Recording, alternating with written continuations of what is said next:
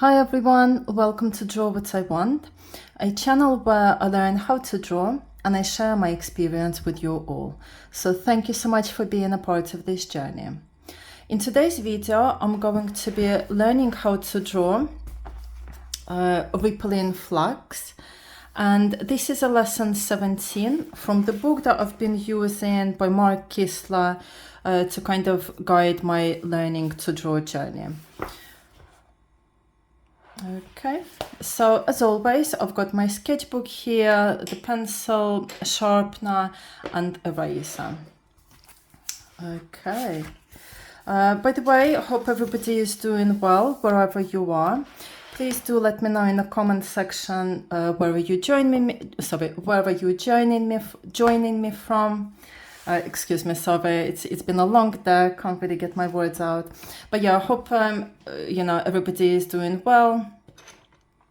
And if you are learning to draw as well, then please feel free to follow along and share your experience in the comment section, because it would be really lovely to build a community of beginner artists and kind of encourage each other, share tips, advice, and also just experience about your drawing journey.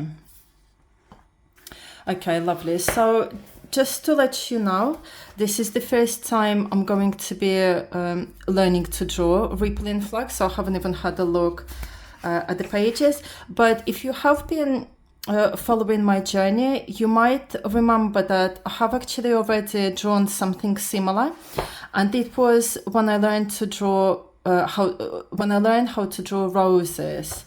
I can't remember. Oh yeah, so it was actually here in see the lesson 9, the rose. It was very similar, so I'm not really sure why the artist kind of split it so apart, but yeah, so it might be a little bit familiar to what I've already done before.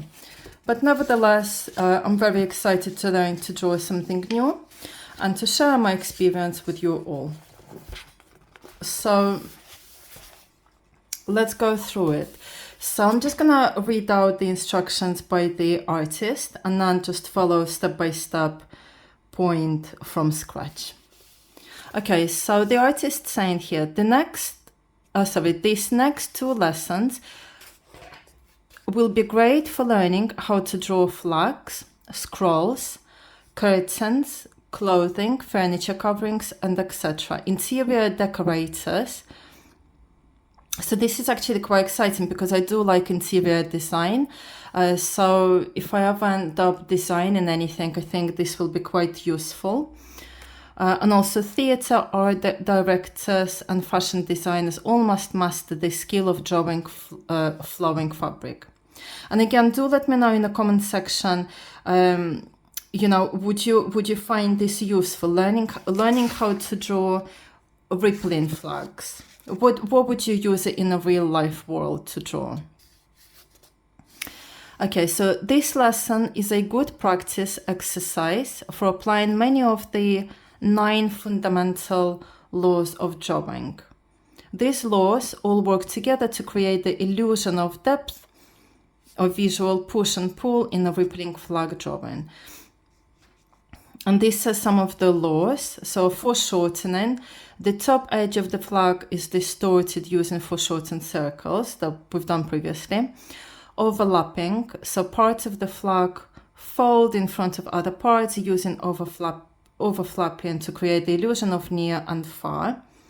Size, parts of the flag are drawn larger than other parts, creating the visual pop-out of depth. And then shading, parts of the flag are drawn darker on the surfaces facing away from the light source, creating the feel of depth.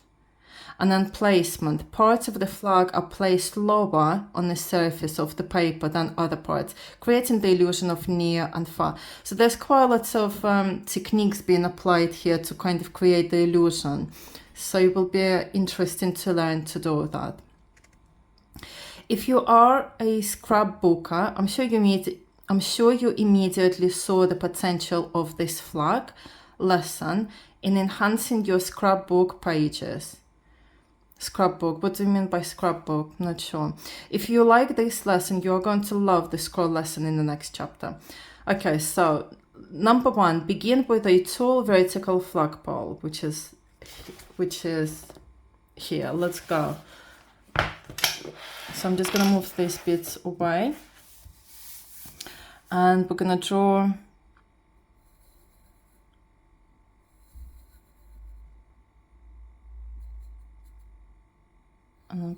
this. Then number 2, draw 3/4 of a foreshortened circle.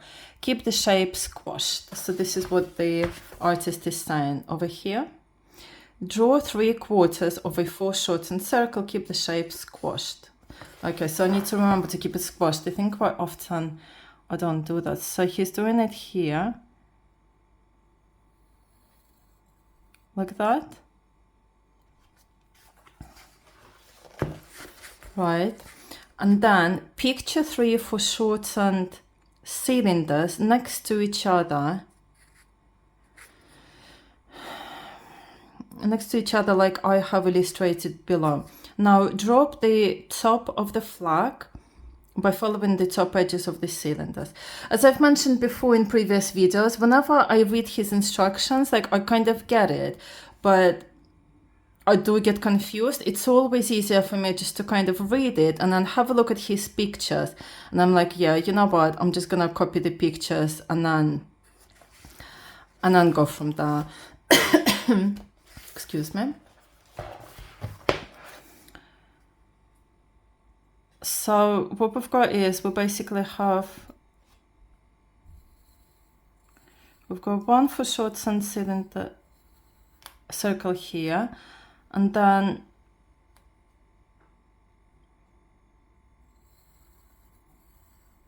one here. So that probably needs to be a little bit more squashed. My hand is a little bit shaky at the moment. And then the other one is here.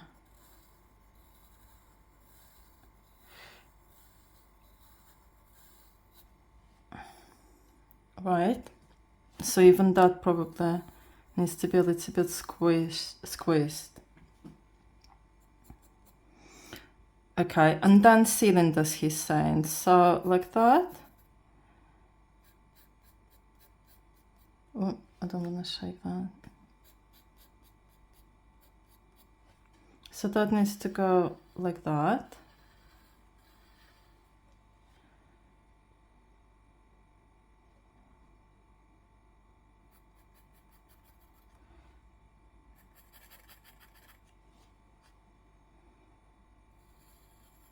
Like, it doesn't have to be perfect. Even on his pictures, it's not very perfect. They're not even the same size. So just doing whatever.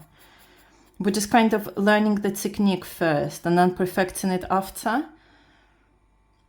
And as well, you know how basically the artist at the beginning of the book, he was saying that whenever you start drawing something, you have to do like a practice session beforehand. And he was comparing it to something as like if you're going to do a fitness exercise, like a physical exercise, you do some stretches before you run in or anything like that, like to prepare yourself. And I can completely understand how this would apply to drawing as well, because right now, for example, I finished my day, I've been working all day, haven't even been thinking about drawing, and as a beginner artist, this is literally the first thing I've drawn today, so my hand is not used to it. So you can see that my hand is shaking a little bit, like it's just not there's mistakes here and there. So, and the more you do a bit of practice before doing a proper picture, then your hand kind of remembers it again. So I can completely understand it. So this is what I mean. Like, we're just learning at the moment, we're learning the technique, and we worry about the perfection afterwards. So basically that's the cylinders, that's what he was saying. So this is what we have. And this is what we have here. Right, and then Repeat this several times, extending the top edge of the flag. Right. So, I mean, this is completely different to what is here. So what is it trying to say? Or, wait, picture 3, 4 shortens, or maybe he's just saying, okay, he's not even saying draw it, he's like picture 3, 4 shortened cylinders next to each other, like I have illustrated before. Now draw the top of the flag by following the top edges of the cylinders. So it's like we're imagining, okay, fine. I guess it was just a practice session. And then repeat this several times, extending the top edge of the flag. So it's basically like half of the foreshortened circle. Going like that. Okay, let's try it. Let's try it. Okay.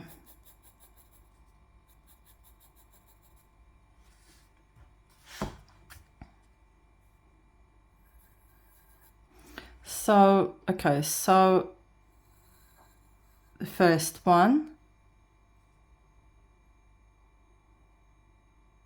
So it's really all wavy and curvy there. So it's actually... Right, okay, let me just get my head around it.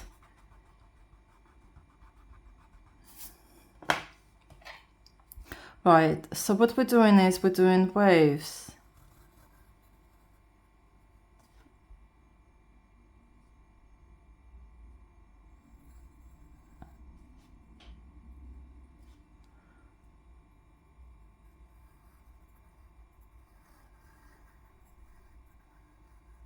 Oh, it is a little bit confusing. It's very unusual for the hand to do that.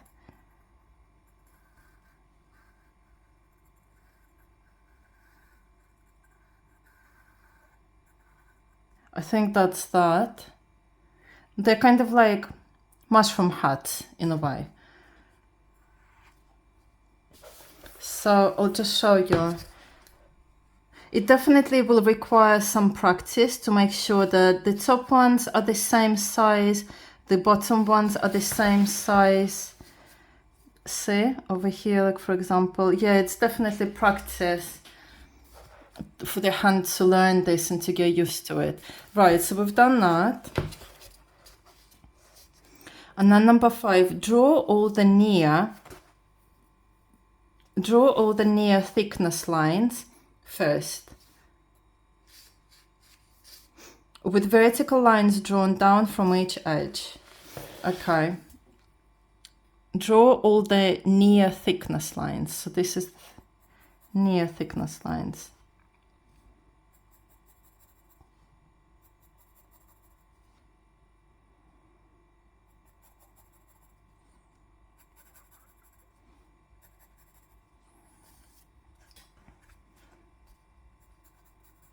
Just want to make sure that you guys see it so that I'm not blocking it with my left hand.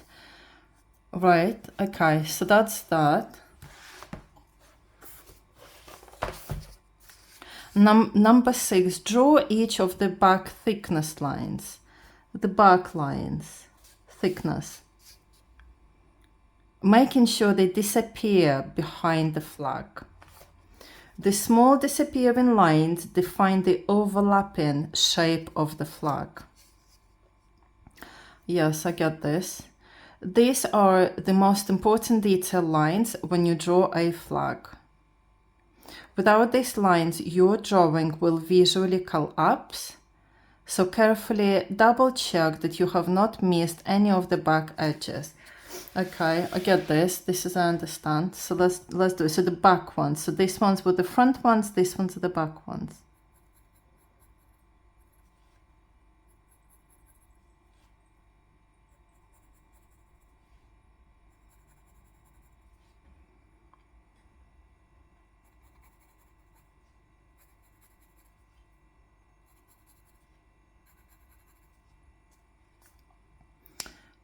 Yeah, I'm getting that. That's I understand. Right. And then number 7, draw the bottom edges curving toward your eye.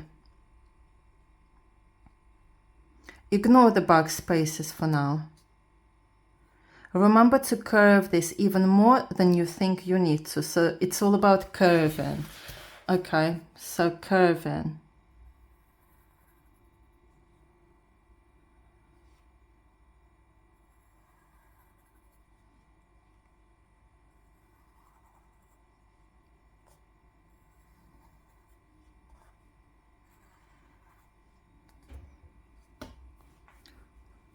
Okay, excuse me. Right, so we've got that. Lovely jubbly. Okay, so what's next?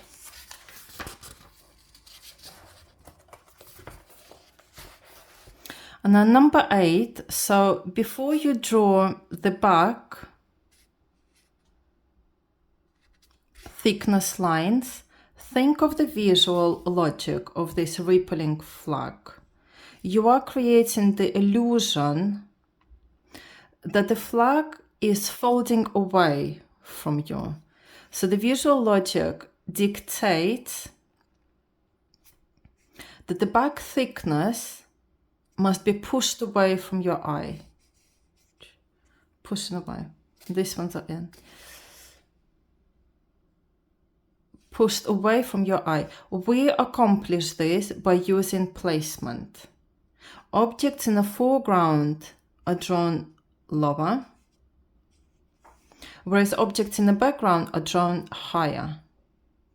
When you are learning to draw in 3D, a very simple rule applies. If it looks wrong, it is wrong. Now, I'm not saying that Picasso's distorted faces are drawn incorrectly, as Picasso was not intending to paint in 3D. You are learning to draw in 3D. So specific laws of creating depth apply. Okay, so if it looks wrong, then it is wrong. Okay. So let's do that then. Okay, so what we're drawing is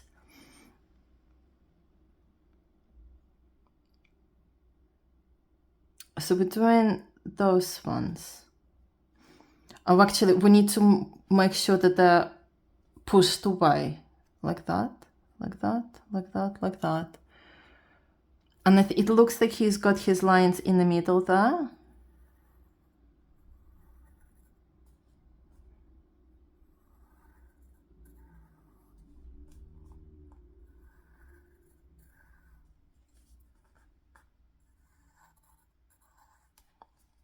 Yeah, that looks quite cool.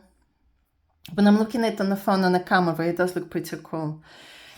I love this kind of stuff when it just, you kind of just draw and following a step-by-step guidance technique, and then all of a sudden, it's a masterpiece. Eventually, hopefully. So yeah, so that's that.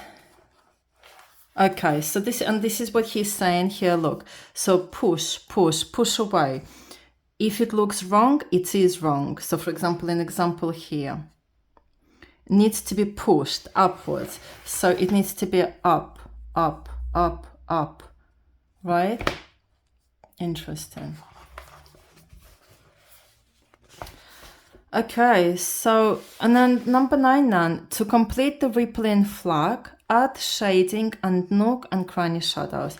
So this is the part like where I do copy the shadings, because at the moment, if I didn't have a picture as an example in front of me, and I was told by a teacher or by anybody to say, right, you know, complete this drawing by shading it and doing the nook and cranny shadows and all that kind of stuff, I'd be confused. I wouldn't know where to even begin or start. I mean, I'd probably start on this side. But other than that, I would be a little bit still confused. It's definitely one area that I would want to become more confident in. And then look, he's saying here, shade with curving contour lines.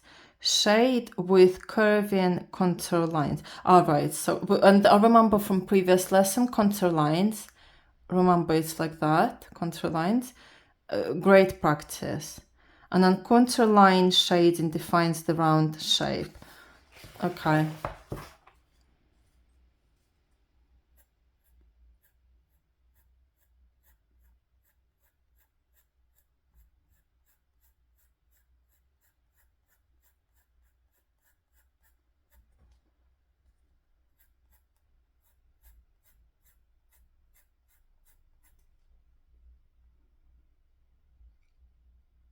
Right, that's that.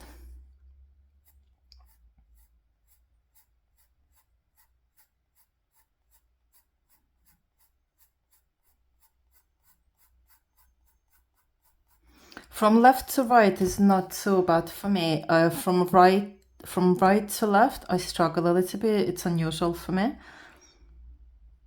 But it's okay, it's something to get used to. You teach your hand, isn't it? The more practice, the better.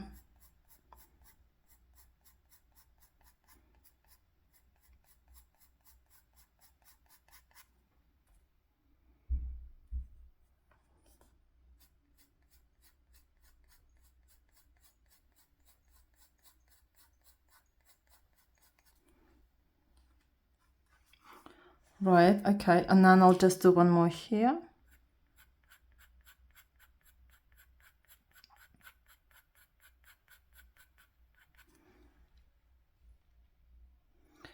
Lovely. And then so the nook and cranny, they're usually in corners.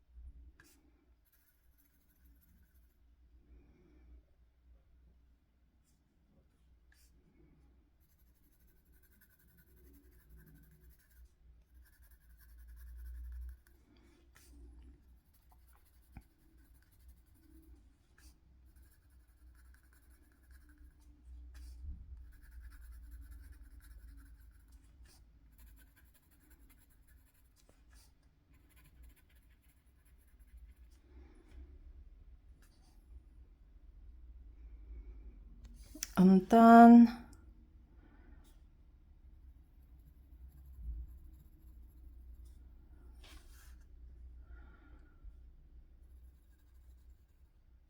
there's that one there as well.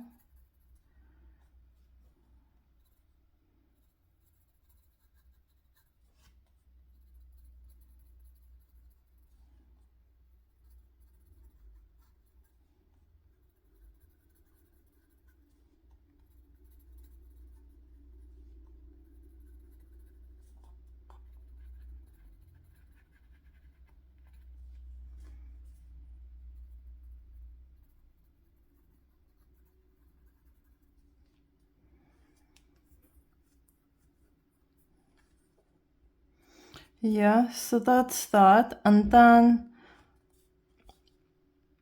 a little bit here. So it's where the foldings are.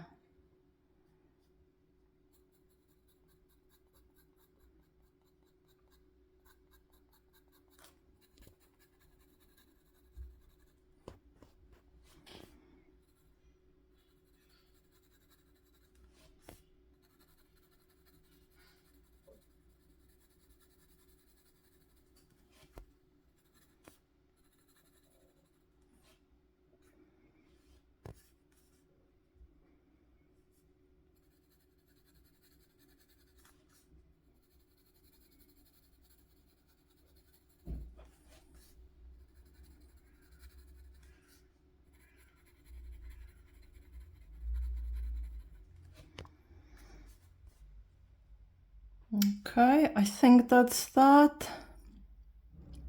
I'm just trying to see, is there anything else? So, look guys, so this is what the artist has shown us as an example, and then this is what I've learned today. The shading, I think it looks quite nice. What do you think? I think it's fun to draw. It's definitely fun to draw the shading. I think it just required me a lot of attention to detail. I mean, you could even see that I just got really quiet. I was just like just focusing on the detail. But the actual like flag and the the floating bit and the the lines, all the kind of stuff that's making it look like 3D. I think it was fun to learn. I'm excited to do more of it. I didn't find it to be difficult or much challenging. I mean, again, if you were to ask me to do it right now without any help, I wouldn't be able to do it straight away. But after a few moments after a few sessions of practice, I will be able to solidify the technique and put the knowledge into practice. So this is what I'm going to do in the next video. So I'm going to practice drawing these flags, and then the video after that, I'm gonna try and draw it kind of without help, so to see how it goes. All right then, well guys, if you did follow along, do please let me know how you got on. Did you find it challenging or did you find it easier? And if you have any tips or advice with regards to the shadings or anything like that, yeah, I'd love to see how your progress is getting on as well. All right then, well, thank you so much for joining. If you did enjoy this video, then please like it, and also consider subscribing to my channel to follow the progress and to build a community of beginner artists. And also, I just wanted to say thank you so much for all those subscribers that have already subscribed to my channel. It really means the world, and I'm sending you blessings to wherever you are. All right then, well, once again, thank you guys. This was a great, enjoyable video. It was nice to learn to draw something new and have fun along the way, and to share my experience with you all. All right then, bye bye everybody, and I will see you in the next video. Take care.